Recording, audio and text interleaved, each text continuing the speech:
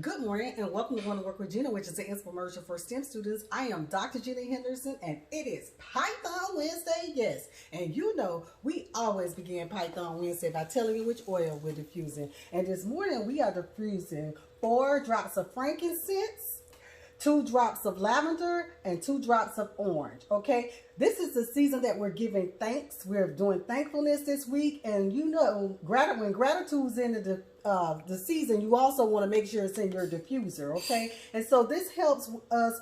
It's like the holy oil, so it helps us with our meditation, our peace and happiness, and love, okay? All right, so we're going to get right into our lesson. So last week we left off here where we had actually gone the long route and basically had one data sheet listed in each file, and we printed out each data sheet separately, okay? Now we want to kind of get into merging.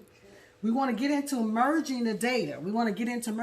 But the first thing we want to do is create a loop so that we can take care of all of these prints here, the 3 prints that we have. So we can do this in a loop. So what we'll do is a for loop. We'll create a for loop that says for I in the range up to 3. We're going to make sure we look at each one of our sample data sheets from 0 up to 3.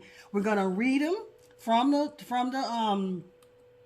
where they're stored, and then we're going to add a string each time to advance to the next one, and then we're going to read that spreadsheet, and it's going to be sheet 1 that's in each spreadsheet that we're actually reading, okay? And then remember, instead of doing this print here, we're going to have the print inside the loop indices. They're going to be upgraded, okay? All right, so that's the portion we want to do this particular week. All right, so now so when we do that, I know I'm going to get an error because I see these 2 signs here, but I'll go ahead and run it, and it'll tell you exactly what your error is. And my error here is located somewhere within this sheet 1 name, okay?